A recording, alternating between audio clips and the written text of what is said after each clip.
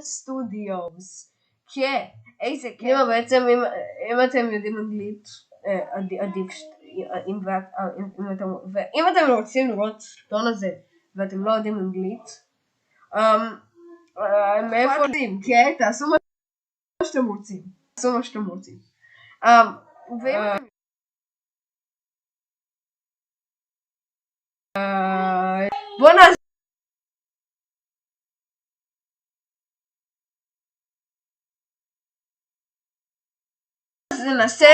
בוא ננסה סתם בלי פה כן, זה רעיון דווקא כן רעיון מול. אני מדמיין אותה עכשיו עם פה לא, כי PC אנשים Hello my geeks and peeps, my explainers and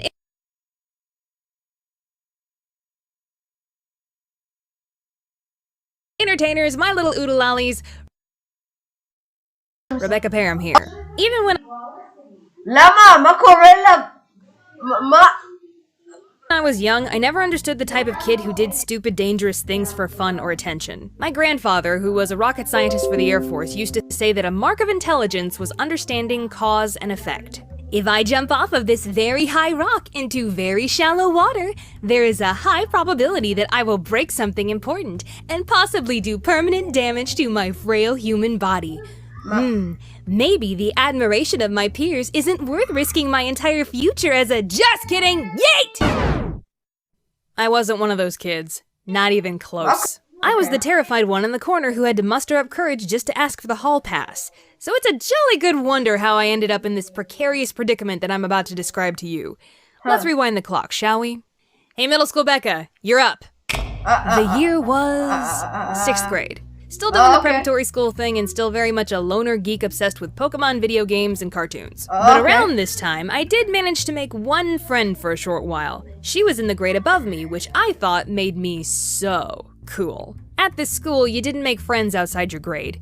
You stuck to your own kind. So the fact that an older girl wanted to be friends not only made me feel special, but it made me feel like I was getting away with something. We'll call her Kay.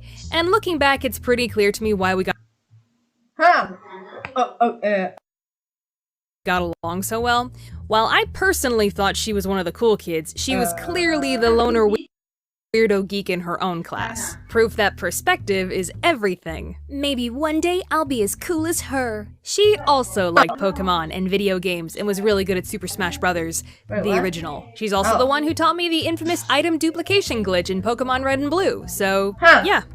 The geek was strong with this one. One day, Kay invited me over to her house for a sleepover. Now, you have to remember, at this point in my life, my family lived out in the country, so most of the kids at school did too. And Kay's house was on a very big piece of property, many acres, and far away from any neighbors. Levels of seclusion that made you wonder what the hell the parents were up to. Anyways, she and I were having a lovely old sleepover, and I wasn't going to be picked up until the afternoon of the next day. So we had lots of time to kill. After a very full night of trading Pokemon and playing all 12 characters in Smash, we were enjoying breakfast when her parents came in. They told us they were going to the farthest stretches of their property to work on a new house they were building. Right, new house. Gotcha. I'm ignoring the shovels and suspicious tarp. 1 second after Kay's parents closed the door behind them, she turned to me and gave me one of those looks that said, I'm about to drag you into something you're gonna regret. You wanna go out on the roof? Go what, do, where now? Kay's house was 2 stories, but the second story was a lot smaller than the first, and via a window on the second floor, one could easily slip out and parkour to their little heart's content all over the first story. Took us up to the second story, opened the window that would lead to the roof, and said, don't worry, I've done this lots of times, and nothing bad ever happened. Well, she did appear to be alive. So I guess there was a good chance she didn't ever die from going out on the roof. And I was not about to turn yellow belly in front of my cool older friend. So I followed her outside onto the roof. And just as we both made it out, she said, see, it's all fine. Just as long as we don't close the windows.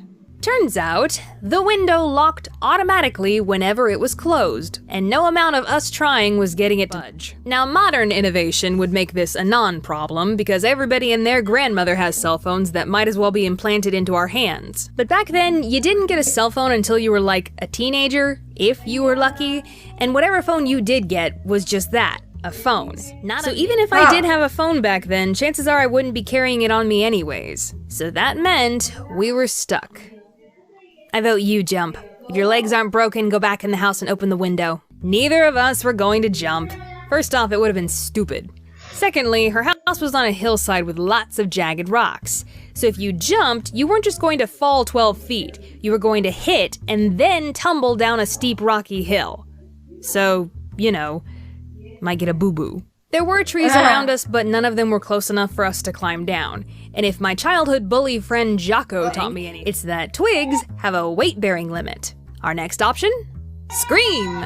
Kay's parents were working on a house over a mile away, so all 10 minutes of screaming didn't do anything. It just made us a little hoarse. So we couldn't jump, we couldn't climb, and we couldn't call for help. What is a girl to do? Well, my beautiful mind came up with a real humdinger.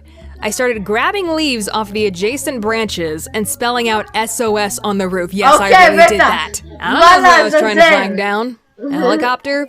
Kite? A passing buzzard? Hey! Hey! We're about to be dead soon, so you might as well stick around. We were stuck up there for 2 hours. His parents didn't even bother to see me off when my dad came to come pick me up. Everything was coming up Becca. But just as I was walking out to greet... And remember, don't tell him... Don't tell me what, dear. The jig was up. I had to tell him. And of course, he was not happy. Got a big old lecture on the way home because, you know, I guess my parents cared.